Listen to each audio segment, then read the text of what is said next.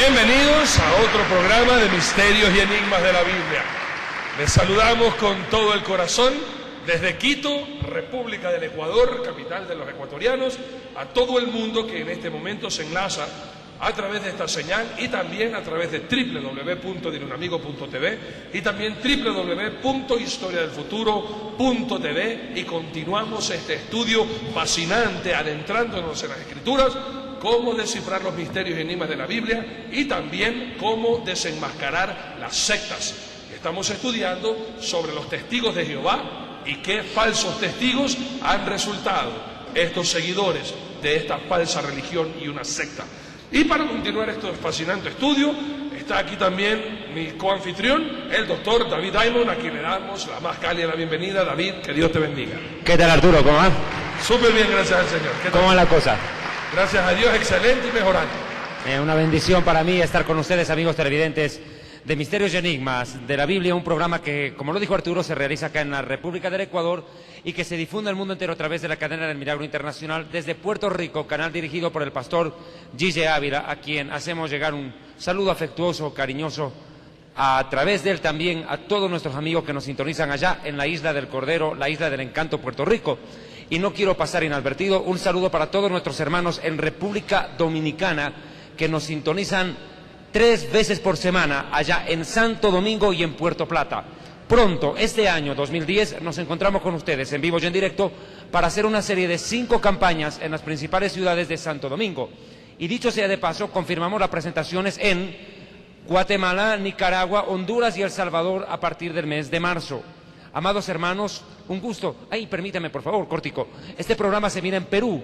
La próxima semana estaremos en Lima realizando una convención para pastores, donde quedan invitados ustedes en el Coliseo Amauta de la ciudad de Lima a partir de las 19 horas, y el tema será falsos profetas, falsos apóstoles, la teología de la prosperidad y, sobre todo, el manejo económico corrupto que se está dando en muchas iglesias. Un tema que no solamente deben escuchar pastores, sino hermanos que casi siempre son las víctimas de ellos. Y también está con nosotros en esta oportunidad, una vez más, gracias al Señor, está el licenciado en teología, pastor y también un amante de la palabra de Dios y de la sana doctrina, profesor en diferentes seminarios aquí en la ciudad de Quito, capital de los ecuatorianos. Está con nosotros el licenciado y pastor Iván López, que le damos las más cálidas de la bienvenida. ¿Cómo estamos, Iván? Bien, gracias. Muy bien, para mí un honor que el Señor me da estar en esta noche aquí. ¿Qué te pareció haber recibido tantos emails y tantas llamadas? Algo muy grato, sí, muy grato. Y es increíble, mis amados, y acuérdense que nuestros emails están a su disposición. Cualquier comentario, positivo o negativo, con mucho gusto, y en el nombre del Señor lo recibimos para mejorar nuestra calidad de presentación a ustedes, amados hermanos, a quien respetamos y por quien estamos dispuestos a instruirles correctamente en la palabra de Dios y advertirles de las falsas sectas que cada vez, hermanos míos, se están multiplicando, y para que usted esté buscando una iglesia de sana doctrina. Acuérdese que estas enseñanzas no es para que usted desista de ir a la iglesia ni se desmotive de ir a la iglesia. Estos mensajes para que usted no asista a una secta y busque una iglesia de sana doctrina y permanezca y valore su iglesia, su pastor, le ame, le llame por teléfono, esté ahí con él, apoyándole a los de sana doctrina. A los de falsa doctrina, mándelos a trabajar. Y usted no mantenga vagos, y peor a mentirosos y delincuentes. Pues bien, vamos a continuar en esta preciosa enseñanza. ¿Cuándo me vas a acompañar a Honduras y Nicaragua? Cuando me invites, David. Pues ya, pues, compadre, la invitación está hecha, solamente definí porque los hermanos te están esperando, ¿eh? Si desean que este servidor esté sirviéndoles a ustedes, pues tiene nada más de avisarle a Davichito, y ahí estamos para darle palo a todos estos rateros que en el nombre de la fe se han hecho millonarios a costilla de la pobreza y la necesidad de la gente. Y este mensaje va bien claro a estos ladrones de la fe: pónganse a trabajar porque su negocio se acabó. Oye, no, y en Salvador, en la República del Salvador, este programa tiene tanta audiencia, Iván, y ha sido una tremenda bendición. Y te cuento que allá las hermanas suegras lo estiman mucho, Arturo Norero. Tal es así que una de ellas, ¿sabe qué me dijo? Saludos, por favor, al pastor que parece osito de felpa.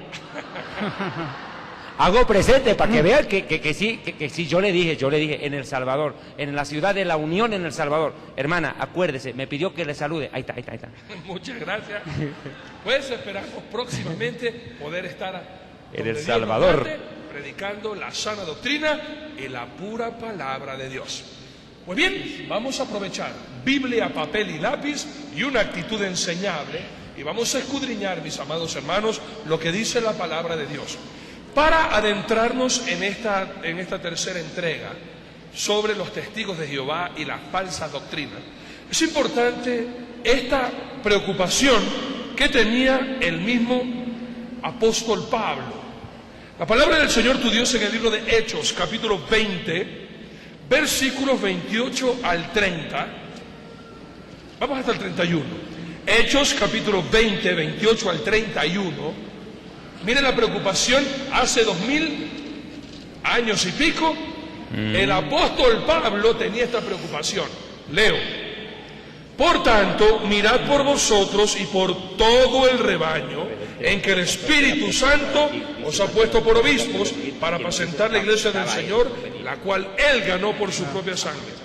Porque yo sé que después de mi partida entrarán en medio de vosotros lobos rapaces, que no perdonarán al rebaño, y de vosotros mismos se levantarán hombres que hablen cosas perversas para arrastrar tras sí a los discípulos. Por tanto, velad, acordándoos que por 3 años, de noche y de día, no he cesado de amonestar con lágrimas a cada uno. O sea, dése cuenta, el apóstol Pablo, de pronto usted dice, ya no se le carguen tanto a las sectas. El apóstol Pablo 3 años de día y de noche les martillaba a los discípulos la sana doctrina. ¿Para qué? Porque él estaba consciente que cuando él se iban a levantarse de entre el mismo rebaño habladores para engañar a la gente y de esa manera vivir a costa de ellos. Pues bien, vamos a hablar de estos lobos rapaces del cual el apóstol Pablo, Arturo, tenía preocupación, David. Con todo el respeto y el amor. Arturo, mira, aquí hay un detalle bien interesante. En el versículo 33, mira lo que dice Pablo, por favor, ¿podés leerlo? Mire lo que dice Pablo, escuche, léelo. Ni plata, ni oro, ni vestido de nadie he codiciado. Y lo dice un apóstol bíblico, y hoy en día los apóstoles falsos codician el oro, codician la plata, las casas, los autos, los celulares, las joyas, todo de la gente. Y ellos utilizan un versículo de la Biblia. ¿Sabes cuál? Usted quiere ser bendecido, Arturo, sacrifíquese, porque más bienaventurado es dar que recibir. Y mire cómo predicaba el mismo versículo Pablo en el versículo 35, que predicaba al revés. En todos he enseñado que, trabajando así, se debe ayudar a los necesitados. Y recordar las palabras del Señor Jesús, que dijo, más bienaventurado es dar que recibir. O sea, igual que los apóstoles bíblicos daban, no es que pedían, daban, mira. Oye, y hay una cosa aquí también. Si usted lee Hechos capítulo 3, porque estos falsos apóstoles, en la actualidad, te dicen que como ellos son hijos de rey, tienen que vivir como príncipes. Ajá. Como ellos verdaderamente son siervos del Dios Altísimo, tienen que tener su carro. Pero lea bien clarito lo que dice Hechos 3. Usted recordará la curación del cojo, que estaba sentado a la hermosa en el templo, y que cuando llega Pedro y Juan, apóstoles, este hombre mirando le dice, bueno, te vas a caer con algo. ¿Qué fue lo que dijo Pedro y Juan? No tengo oro ni plata. Miren lo que dijo, no dice, yo tengo harta prosperidad, pacta conmigo para que Dios te bendiga. Eso no le dijo. No tengo ni oro ni plata, pero lo que tengo te doy. En el nombre de Jesús, levántate y anda. Le pidió caridad, le pidió un pacto, le pidió una seña. Los apóstoles entregando la fe gratuita sin hacer pactos. Qué interesante, ¿no? Sí, bueno, de hecho es bueno recordar que la palabra pacto en el idioma original de la Biblia, el hebreo, es berit, y significa literalmente cortar en pedazos. Es decir, cuando Dios pactaba con alguien, por ejemplo, cuando pacta con Abraham, Dios le llama, Abraham sacrifica un animal, ¿verdad? Y corta en pedazos a ese animal y hay sangre. Después del diluvio, cuando Noé sale del arca, también Dios pacta con Noé y le dice, nunca más voy a destruir al hombre con aguas, y la señal de mi pacto será el arco iris, ¿no? Y ustedes van a ver en la Biblia que también Noé mata a un animal y hay sangre. en la circuncisión, de igual manera hay sangre en el pacto que Dios hace con Abraham. Entonces, berid en hebreo significa cortar en pedazos, es decir, derramar sangre. Pacto no tiene nada que ver con dinero.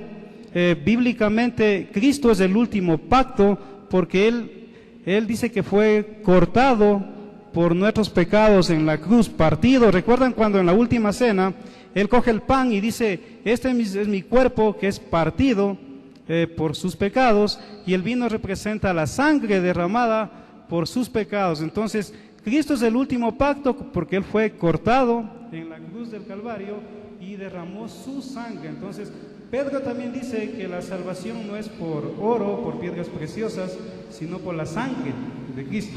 Y hablando de la sangre, creo que sería muy conveniente en este programa, hablando de los falsos testigos de Jehová, 2 puntos claves, y podríamos desarrollar de pronto un tercero.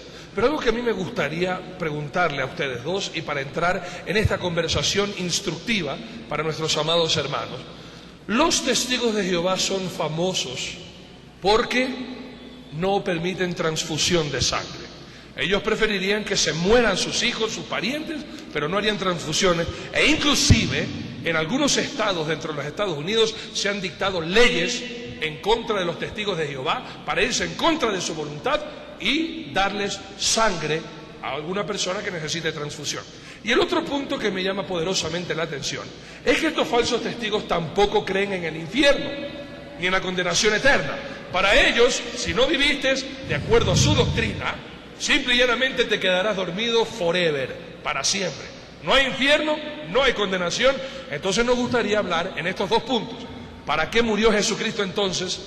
Si la única condenación es quedar en un letargo sueño, y la sangre de Cristo, o la sangre, la transfusión de sangre, que los testigos de Jehová rechazan. Vamos a analizar esos temas, si les parecen, en esta noche. Me parece correcto, excelente. Este tema de la transfusión de sangre es un tema bastante interesante, Arturo, dentro de la teología falsa que tiene esta secta, esta denominación. Ha costado la vida a miles de personas que, estando en estado de coma, ni siquiera pudieron salvar a sus propios hijos o a sus propios padres. Eso que tú has dicho es verdad. Pero, ¿cuál es la razón a la cual se oponen ellos a la transfusión de sangre, Iván? Bueno, ellos creen, de acuerdo a la forma como ellos interpretan la Biblia de una manera acomodada, ellos creen que el ser humano no tiene alma. Es decir, para ellos el cuerpo es el alma. En Tesalonicenses nos dice el apóstol Pablo que nuestro ser, cuerpo, alma y espíritu sea guardado irreprensible para la venida del Señor.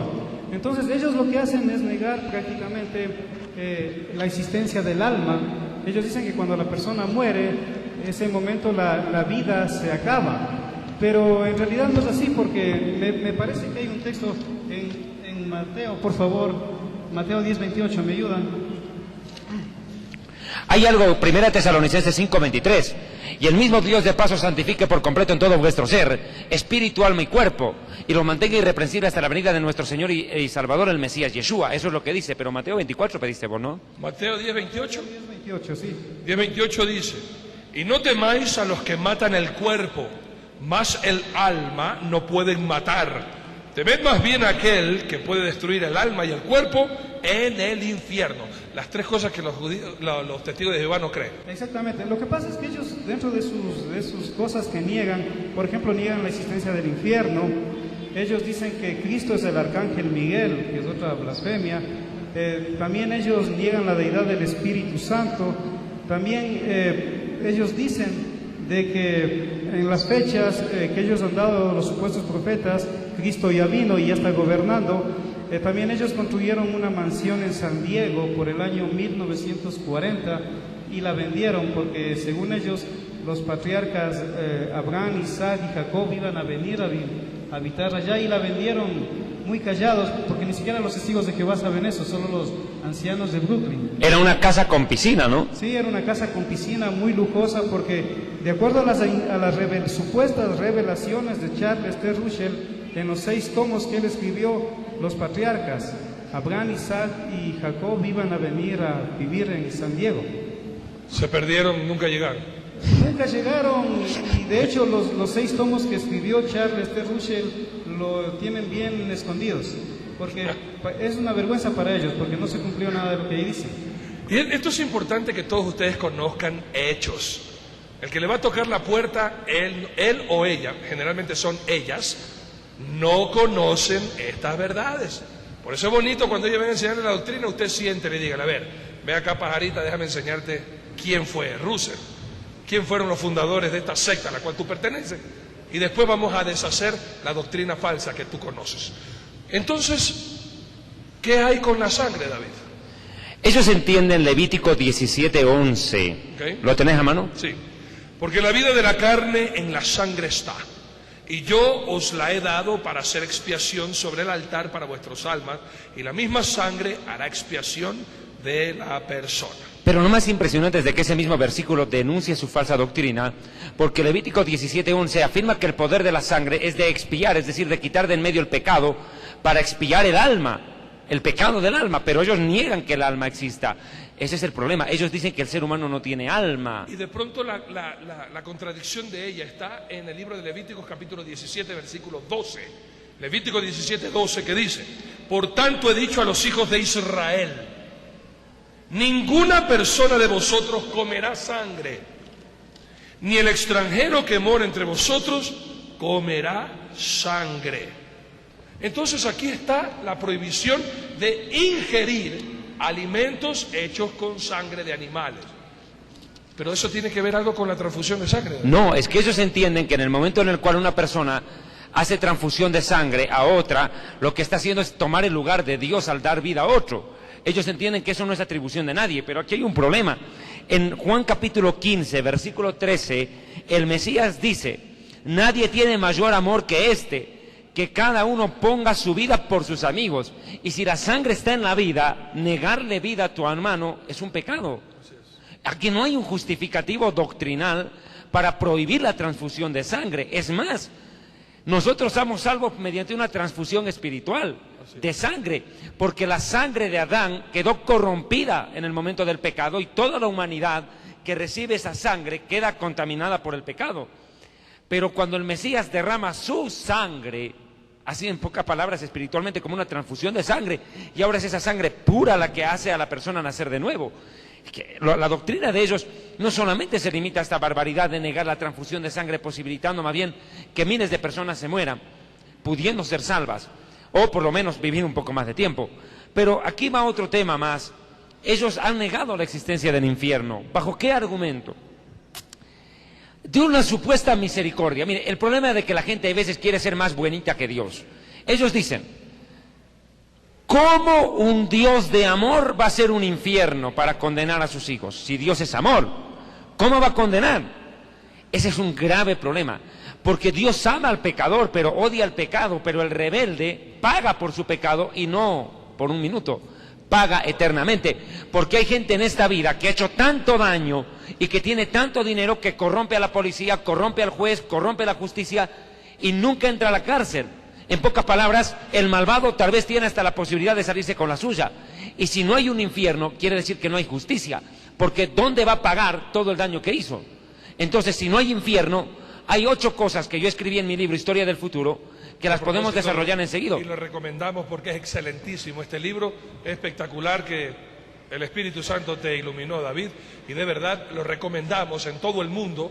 David Diamond escribió este libro que de verdad es una bendición, especialmente si a usted le gusta la escatología, señales antes del fin, y estudiar las profecías bíblicas sobre el fin del mundo. Se lo recomendamos a todo el mundo. Mire, yo podría, si ustedes me dan el tiempito, unos segundos, explicar 9 cosas que pasaría si el infierno no existe como los testigos de Jehová hablan. Y algo que me gustaría que expliques, porque estos son muy hábiles en hablar del griego, el Seol y el Hades, que eso es solamente un lugar de los muertos y que no tiene nada que ver con el infierno, y esto es necesario desmentir con personas que saben, no con cuentistas que te leen un librito rojo, que estas son las buenas nuevas de los testigos de Jehová, puro cuento. Escuchen bien y aprendan, Biblia, papel y lápiz, cuáles son las 9 cosas si el infierno no existiera. De antemano quiero recordarles que hace un tiempo atrás hicimos una serie de más o menos 10 programas de televisión con Arturo Norero, en los cuales hablamos acerca de la vida después de la muerte en detalle.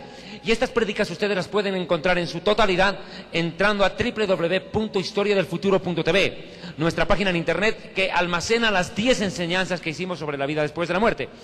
Y entre ellas explicábamos esto. Mire, si no hay infierno, Iván, Arturo, amigos televidentes y quienes están acá presentes en Quito, Ecuador, en esta afirmación, dejemos claro lo siguiente. Primero, si no hay infierno, Dios es el más grande mentiroso de la historia. Al haber amenazado a los rebeldes con un castigo inexistente. En pocas palabras, si usted cree que no hay infierno, no espere comprobarlo para descubrirlo. Es un tremendo problema. Y como dijo Arturo Norero a un periodista acá en Quito, si tú crees que el infierno es un mito, no hay problema. Pero si el infierno es verdad, ya estás un paso ahí dentro. Ahí te vas a dar cuenta si es mito o si es verdad. ¡Qué tremendo! Ahí vas a saber en el infierno. Desgraciadamente, algo que dijo David Diamond, que me fascinó y siempre lo utilizo yo en las veces que mi Señor me permite predicar. Hermanos míos, en el infierno no hay ateos. Ajá. Ahí todos creen, pero demasiado tarde. Claro. Ahí todos creen. El mismo diablo no es ateo. El diablo cree y tiembla, pero no le da la gana de obedecer. Así es. El diablo será diablo, pero no es ateo. Segundo lugar, si no existe el infierno, Dios no puede ser considerado un juez santo y justo. ¿Por qué? ¿Dónde quedaría su santidad de hacer justicia, de lo cual tanto habla su palabra, si no puede premiar al justo y castigar al rebelde? Entonces, ¿dónde queda la santidad de Dios? De darle cada uno conforme a sus obras. Y lo repito, hay gente que en esta vida nunca alcanza a pagar todo el daño que ha hecho. Hay gente que se va de esta vida escapando. Pongamos un ejemplo. Hitler mata a 6 millones de judíos y nunca enfrenta a la justicia, se suicida. Entonces, si no hay infierno, tranquilo. Solo se quedó durmiendo toda la eternidad. Pero mire, tercero, si el infierno no existe, la Biblia sería todo menos la palabra de Dios. Podría ser un cuento, una fábula, una tragicomedia, cualquier cosa. ¿Por qué? Porque en más de 2000 oportunidades la Biblia habla de lugares de condenación, llamándolos Sheol en hebreo, que es el equivalente al Hades en griego, infierno, lago de fuego, que es otro lugar, el lugar eterno y definitivo, porque infierno no es lago de fuego, el infierno está debajo de la tierra y el lago de fuego nadie sabe dónde está. En el infierno, el fuego, los demonios y la conciencia, sobre todo la conciencia, atormenta al condenado, porque el condenado en el infierno tiene memoria y se acuerda todas las veces que se le predicó el evangelio y lo rechazó. Él perdió la oportunidad de ser salvo y tiene toda la eternidad para recordarlo. Es lo peor de todo. En cambio, en el lago de fuego, el demonio no atormenta al condenado, porque en el lago de fuego los mismos demonios serán atormentados. Por eso yo siempre le digo a la gente, cuando el diablo te acusa y te dice, ¿y con qué moral tú vienes a predicar la palabra de Dios si tú fuiste un drogadicto, tú fuiste un borracho? Cuando el diablo te recuerde tu pasado, vos recordarle su futuro. Ese ya está condenado de antemano. Amén. Le da un aplauso al Gloria Señor. a Dios. Ese ya está frito. Recuérdele su futuro, que sus días están contados. Eso sí. Ahora mire, cuarta razão.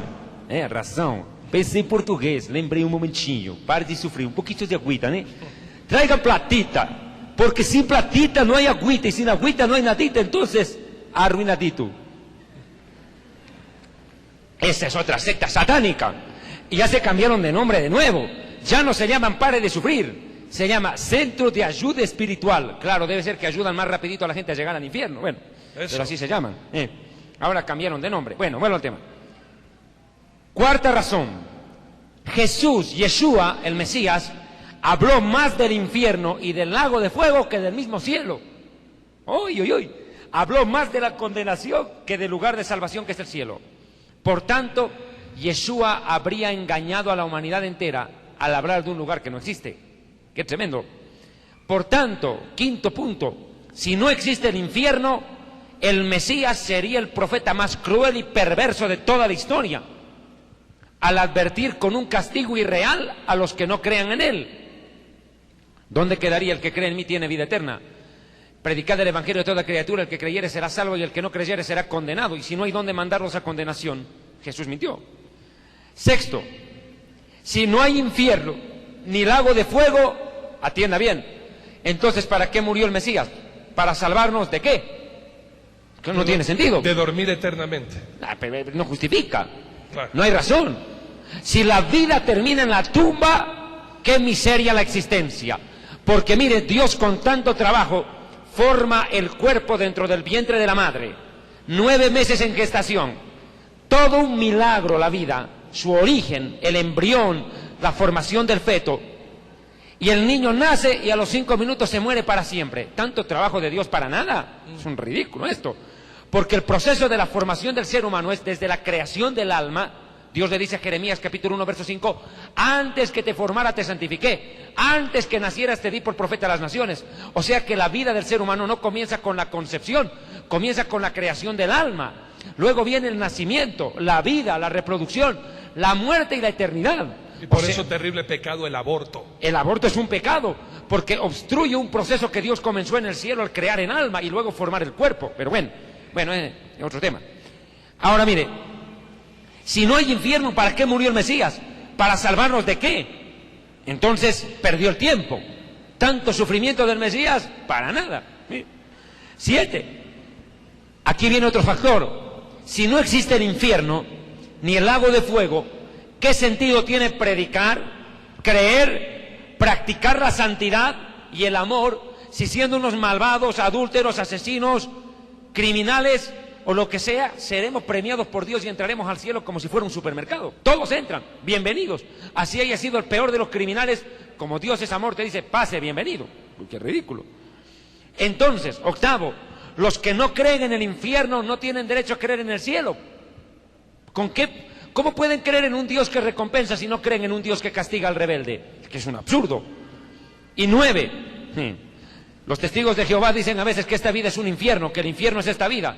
Pero yo nunca he visto a un testigo de Jehová echar fuego y apestar azufre. Bueno, si este es el infierno, ¿por qué no se quedan?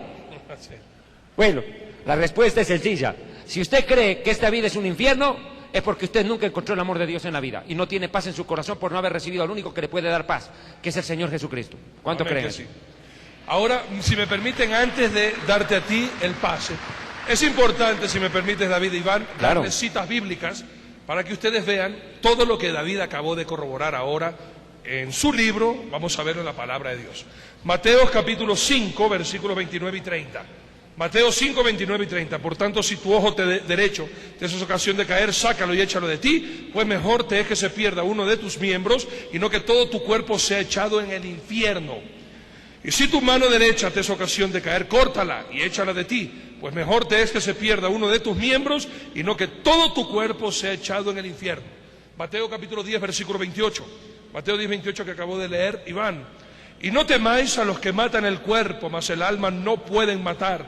Temed más bien a aquel que puede destruir el alma y el cuerpo en el infierno. Mateo capítulo 23, versículo 15, Jesucristo hablando de los fariseos, que son los que mandan la gente al infierno. Mateo 23, 15, así dice el Señor tu Dios: ay de vosotros, escribas y fariseos hipócritas, porque recorréis mar y tierra para hacer un prosélito, y una vez hecho les hacéis 2 veces más hijo del infierno que vosotros. Mateo capítulo 23, versículo 33, así dice el Señor tu Dios: serpientes, generación de víboras, ¿cómo escaparéis de la condenación del infierno? Mateo capítulo 25, versículo 41, el Señor tu Dios te enseña que el infierno fue creado para el diablo y sus ángeles. Mateo 25, 41, entonces dirá también a los de la izquierda: apartaos de mí, malditos, al fuego eterno, preparado para el diablo y sus ángeles. Apocalipsis capítulo 20, versículos del 11 al 15, hablando de que van a ser echados al lago de fuego, y también van a darse cuenta algo hermoso, como el anticristo termina sus días. Apocalipsis capítulo 20, del 11 al 15, del 10, Apocalipsis 20, 10 al 15 dice: y el diablo que los engañaba fue lanzado en el lago de fuego y azufre, donde estaba la bestia del falso profeta, y serán atormentados día y noche por los siglos de los siglos. Y vi un gran trono blanco y al que estaba sentado en él, de delante del cual huyeron la tierra y el cielo, y ningún lugar se encontró para ellos. Y vi a los muertos grandes y pequeños de pie ante Dios, y los libros fueron abiertos, y otro libro fue abierto, el libro, el cual es el libro de la vida, y fueron juzgados los muertos por las cosas que estaban escritas en los libros según sus obras. Y el mar entregó a los muertos que habían en él, y la muerte y el Hades entregaron a los muertos que habían en ellos. Y fueron juzgados cada uno según sus obras, y la muerte y el Hades fueron lanzados al lago de fuego. Esta es la muerte segunda. Y el que no se halló inscrito en el libro de la vida fue lanzado al lago de fuego. Para terminar, Apocalipsis capítulo 21, versículo 8. Pero los cobardes e incrédulos, los abominables y homicidas, los fornicarios y hechiceros, los idólatras y todos los mentirosos tendrán su parte en el lago que arde con fuego y azufre, que es la muerte segunda. Y para concluir lo que David dijo, Jesucristo viene para dar premio a los que fueron fieles y palo a los incrédulos. Apocalipsis capítulo 22, versículos 12 y 13. Así dice el Señor tu Dios: he aquí yo vengo pronto y mi galardón contigo, para recompensar a cada uno según sea su obra. Yo soy el alfa y el omega, el principio y el fin, el primero y el último, David. Interesante, ¿no, Iván?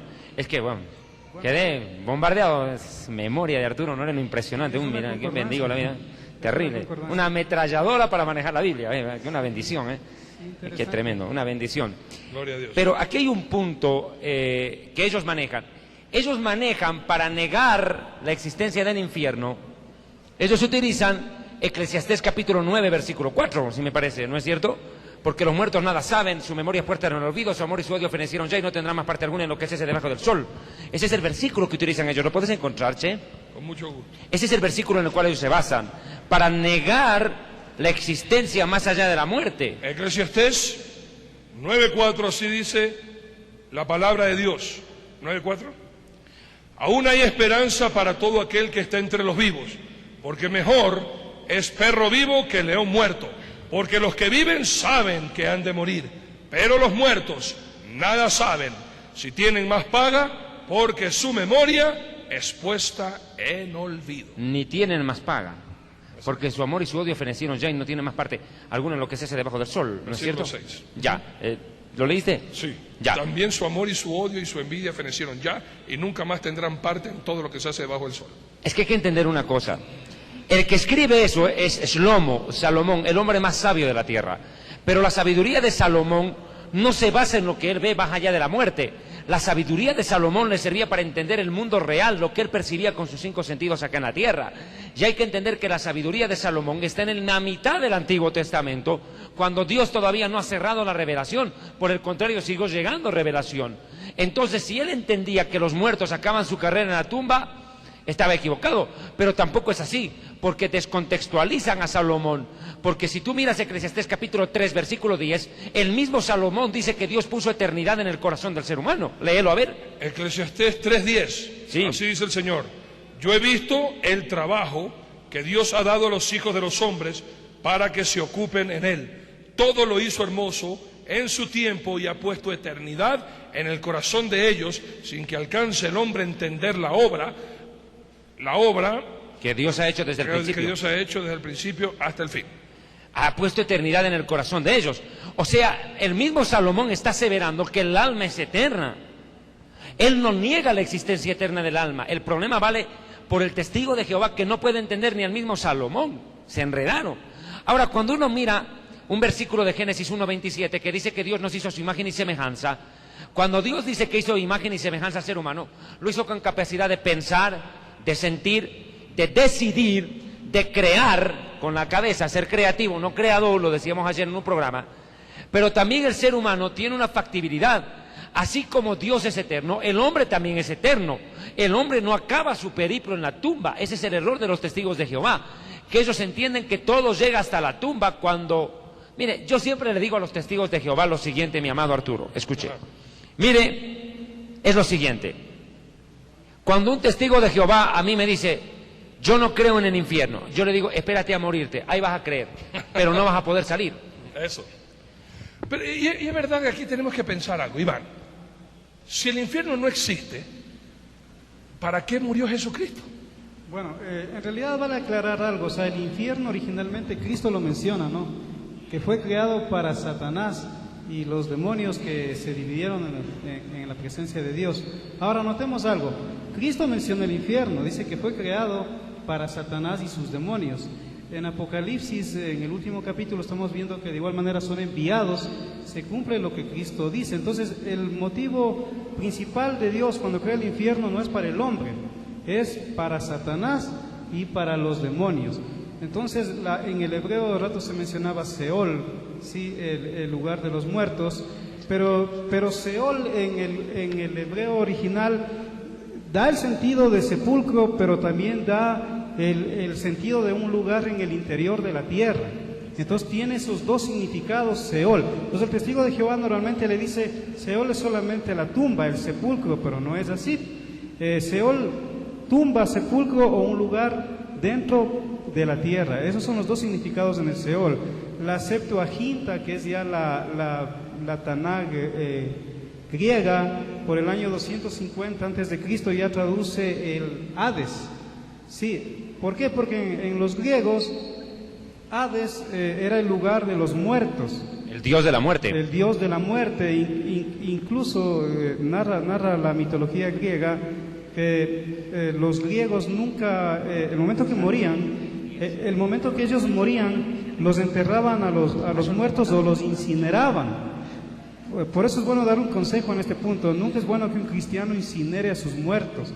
A veces yo he visto que hay personas cristianas que incineran por pedido de sus familiares al muerto y riegan su polvo en el mar, en la montaña donde él haya pedido. Pero los griegos hacían eso antes de Cristo, incineraban a sus muertos. Usted va a ver en la Biblia que cuando muere Abraham, cuando mueren los patriarcas, incluso compraron un lugar. La cueva de Macpelá. Muy bien, y ahí se les enterraba completamente con sus cuerpos, porque para Dios es importante cuerpo, alma y espíritu. O sea, Dios es un Dios que nos salva en lo integral. Entonces ya la Septuaginta traduce como Hades, pero en el sentido de Hades, el testigo de Jehová dice que significa también sepulcro. En cierta forma sí, pero también significa lugar insaciable. Lugar insaciable. Entonces, se supone que Hades era el dios de los muertos. Ya recuerdan el dato que les di, le incineraban el cuerpo. Entonces el cuerpo ya no había. Entonces, ¿qué es lo que bajaba, según los griegos, al Hades? Era el alma, o la nefesh, lo que sería para el judío, o para nosotros la psiqui, lo que es la mente, el alma, el corazón. Entonces, incluso había, según la creencia de ellos, había un hombre llamado Caronte ahí que los recibía en el alma a los griegos que morían. Incluso se ponía una monedita, un óvulo en el muerto para que le paguen a Caronte, y él lo trasladaba por el río del odio, que se llamaba, y lo entregaba a un perro que se llamaba el cancerbero. Sí, entonces, si alguien fingía que estaba muerto, fingía entre comillas que estaba muerto, entonces el perro, el cancerbero, se lo comía.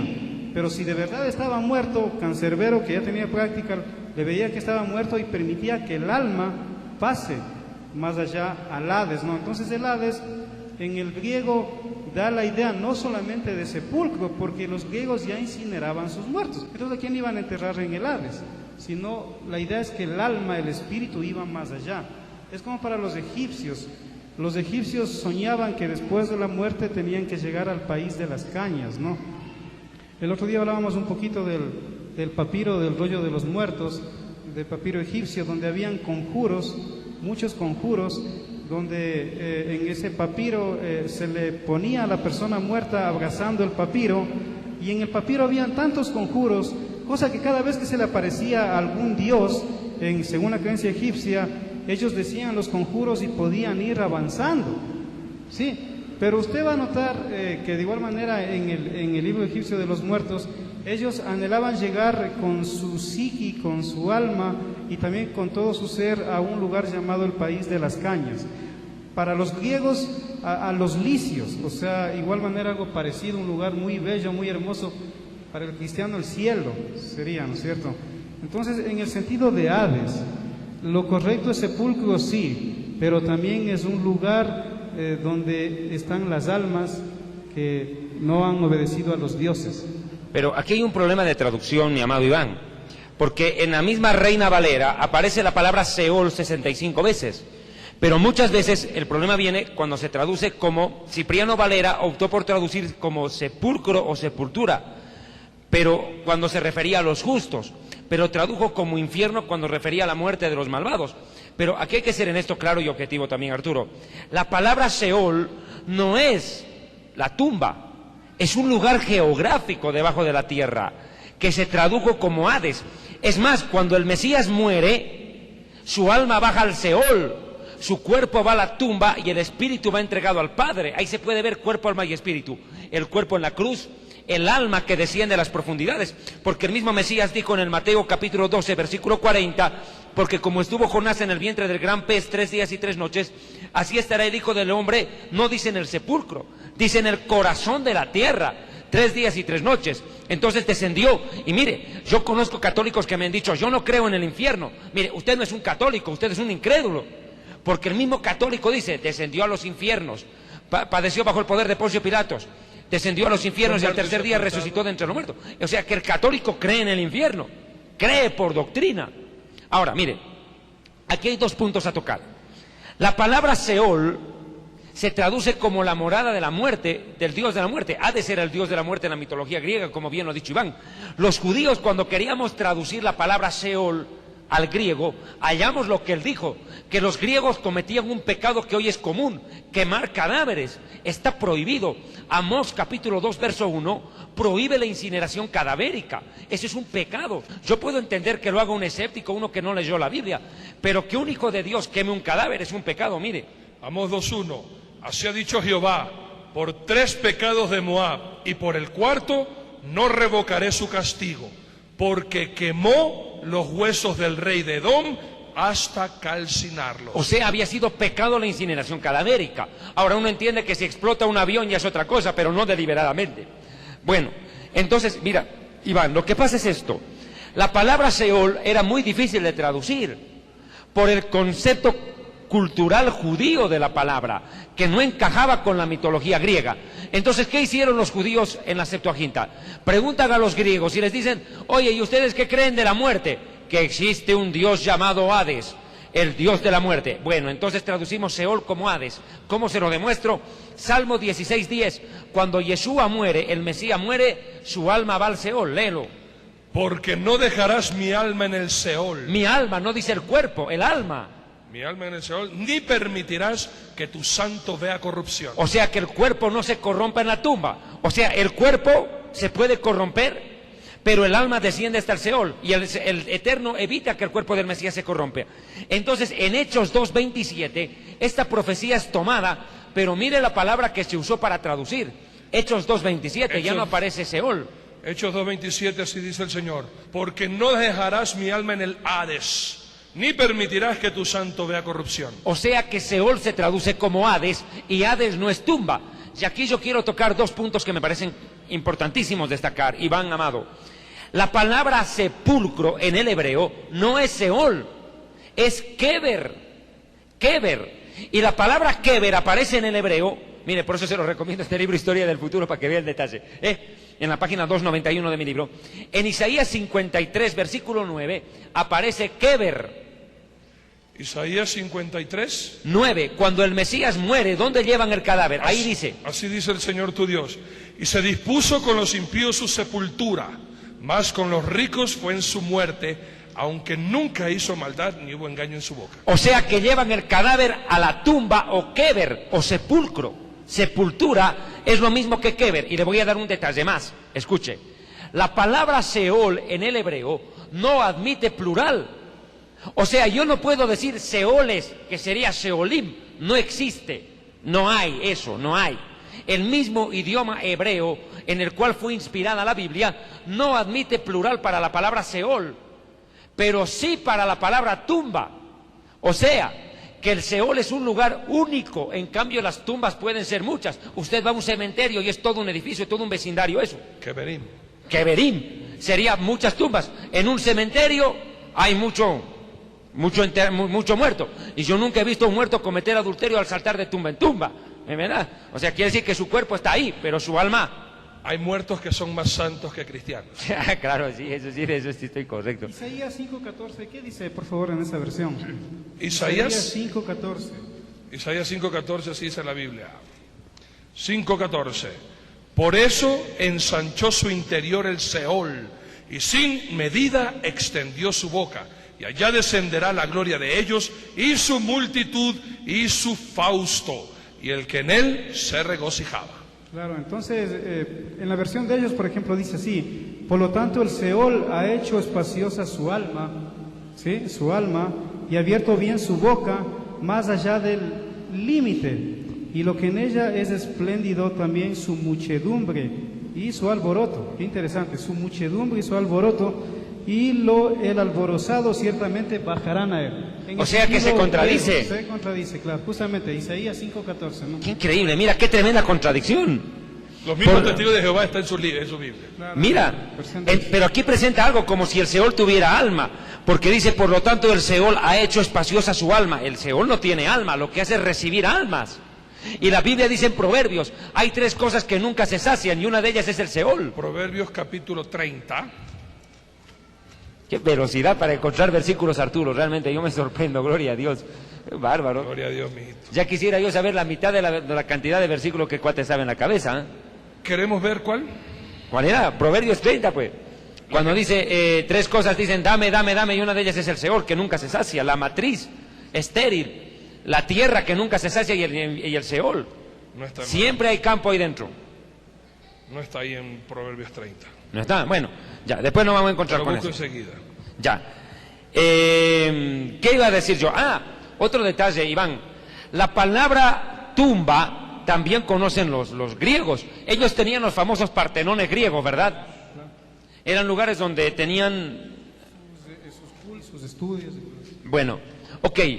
La palabra tumba en el griego no es Hades. Ojo, la palabra es meneminiom. Meneminiom. Y la palabra meneminiom admite pluralidad. La palabra meneminiom hay en plural en el griego, lo mismo que en el hebreo. O sea, se puede decir tumbas, sepulcros, pero nadie puede decir seoles o hadeses. No hay, no existe. Hay un solo Hades, un solo Seol, como lugar geográfico que es receptáculo de las almas. ¿Encontraste, Arturito? No. Bueno, ahora hay otro detalle que también hay que tomar en cuenta de los testigos de Jehová. Y presentan, Aquí está. ¿encontraste? Proverbios 30, si estaba Sí. correcto. Proverbios 30, versículo 15. Vamos a leer desde el 14. Proverbios 30 del 14. Hay generaciones cuyos dientes son espadas y sus muelas cuchillos para devorar a los pobres de la tierra, a los menesterosos de la tierra. La sanguijuela. Tiene 2 hijas que dicen, dame, dame. 3 cosas hay que nunca se sacian. Aún la cuarta nunca dice, basta. El Seol, la matriz estéril, la tierra que no se sacia de aguas y el fuego que jamás dice basta. Y esto fue escrito por Salomón, acuérdense, y en aquel entonces no estaban los de Pare de Sufrir, ni los falsos apóstoles, si no hubiera puesto 4 cosas. Los falsos apóstoles que le dicen a la congregación, dame, dame. Así que aquí adelante usted conoce un apóstol, dígale, apóstol, dame, dame, venga para acá. ¿Ya? La 4 iglesia, cosas que nunca se casan y nunca se sacian. la iglesia del dame, dame. De la iglesia del dame, dame. Tenga cuidado. Dame, dame. Bueno, aquí hay otro problema. ¿Decías algo? Sí, bueno, la Biblia nos habla del Seol, del Hades, del Gehenna, del abismo y del Tártaros, como sinónimos de infierno. Yo les invito a abrir la Biblia en Segunda de Pedro, capítulo 2, versículo 4, por favor. En esa versión, Arturo, que dice segunda de Pedro 2:4, y vamos a ver qué es el Tártaro. El Tártaro da la idea acá en la Biblia de que es un lugar incluso más profundo que el mismo Seol, que el mismo Hades. Segunda de Pedro 3:4. 2:4. Así dice el Señor tu Dios. Porque si Dios no perdonó a los ángeles que pecaron, sino que arrojándolos al infierno, los entregó a prisiones de oscuridad para ser reservados al juicio. O sea que esperan juicio en el infierno, no es que duermen. Sí, y aquí dice la versión de ellos, literalmente la versión, porque no es Biblia, no, es una acomodación de ellos nada más. Eso es una fábula. Ciertamente, si Dios no se contuvo de castigar a los ángeles, recuerden que los ángeles no tienen cuerpo. Ellos se pueden posesionar en un cuerpo, pero no tienen cuerpo. Entonces está aquí la palabra diciendo que si Dios no castigó a los ángeles que no tienen cuerpo, sino que pecaron, sino que los echó en el Tártaro, en la misma versión de ellos, los entregó a hoyos de densa oscuridad, más profundos, para el día del juicio reservados, y no se contuvo de castigar incluso al mundo antiguo en la época de Noé. De igual manera les castigará como en el caso de los de Sodoma y Gomorra. Es decir, aquí ellos están diciendo, bueno, la palabra, pero ellos lo dicen así, entonces... El Tártaro es un lugar que incluso da la idea de estar un poquito más abajo del mismo Hades. donde están los mismos espíritus, algunos espíritus que pecaron pero que no tienen cuerpo. Entonces las personas también van a ser echadas a ese lugar, aquellos que no tienen a Cristo. Si es que el alma fuera el cuerpo, como para ellos lo es, entonces no irían. Recordemos el ladrón de la cruz, por ejemplo. Cuando muere, Cristo, el ladrón le dice: Señor, acuérdate de mí cuando estés en tu reino. Y él le dice: hoy mismo estarás conmigo en el paraíso. Y la Biblia narra que los ladrones murieron, les quebraron las piernas los soldados romanos, y el cuerpo del ladrón quedó ahí. Pero ese mismo momento se cumplió la promesa de que su espíritu, su neuma, su psiqui fue al seno de Abraham. A mí me gustaría que leas en la versión de los Testigos de Jehová Lucas 16, del 19 al 31, el rico y Lázaro, para ver cómo ellos... Es que ellos dicen que es una parábola meramente, pero estos caballeros no entendieron que la palabra parábola significa ilustración de algo real. Ellos piensan que Yeshua vino a contarnos Caperucita Roja y el lobo feroz, pero hay que entender esto. Proverbios 15:24, antes que lea Iván, dice: el camino de la vida es hacia arriba para el entendido, para apartarse del Sheol que está abajo. O sea, el infierno está debajo de la tierra, y eso no es mitología, es Biblia. Amén que sí. Bueno, en la Biblia hay lo que se conoce como figuras de dicción o figuras de lenguaje, ¿no? Entre ellas, por poner un ejemplo, la hipérbole es una exageración. Es como cuando uno dice: tengo tanta hambre que me comería un caballo. Pero si le ponen un caballo, usted no se come, ¿verdad? Sino es la idea del hambre que tiene. Entonces, una parábola, una de las reglas de la parábola en el estudio de la hermenéutica, de la correcta interpretación de la Biblia, cuando es una parábola nunca se da nombres. Pero en el texto que vamos a leer sí se dan nombres, porque se menciona al rico y a Lázaro. Entonces no es una parábola, o sea, partiendo desde una buena hermenéutica, ¿no? Ahora el texto, ¿cuál era el capítulo y el versículo? Capítulo 16, versículos del 19 al 34. Del 19, sí. Empero cierto hombre era rico y se ataviaba de púrpura y lino, gozando de día en día con magnificencia. Pero a su puerta solían colocar a cierto mendigo de nombre Lázaro, se menciona el nombre de Lázaro, lleno de úlceras y deseoso de saciarse de las cosas que caían de la mesa del rico. Si también los perros venían y le lamían las úlceras. Ahora, con el pasar del tiempo, murió el mendigo y fue llevado por los ángeles a la posición del seno de Abraham. También se menciona Abraham. También murió el rico y fue sepultado, y en el Hades alzó los ojos, existiendo en tormentos.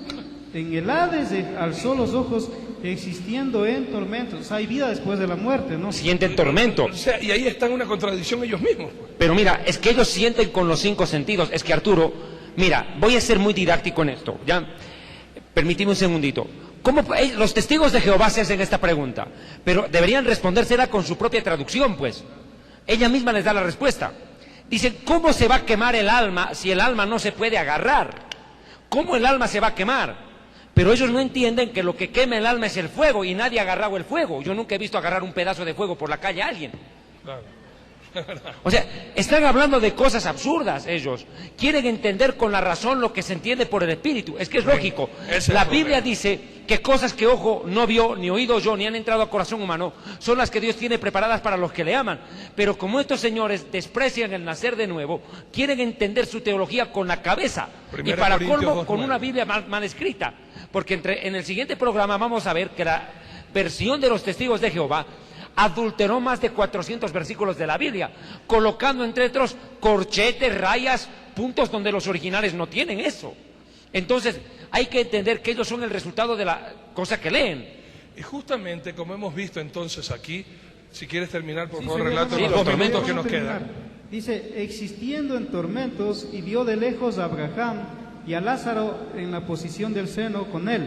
De modo que llamó y dijo: Padre Abraham, ten misericordia de mí y envía a Lázaro para que moje la punta de su dedo en agua y refresque mi lengua, porque estoy en angustia en este fuego llameante. Pero dijo Abraham: Hijo, acuérdate que recibiste de lleno tus cosas buenas en tu vida, ¿no? En el soma, en el cuerpo, en tu vida, pero ahora le toca a Lázaro, ¿sí?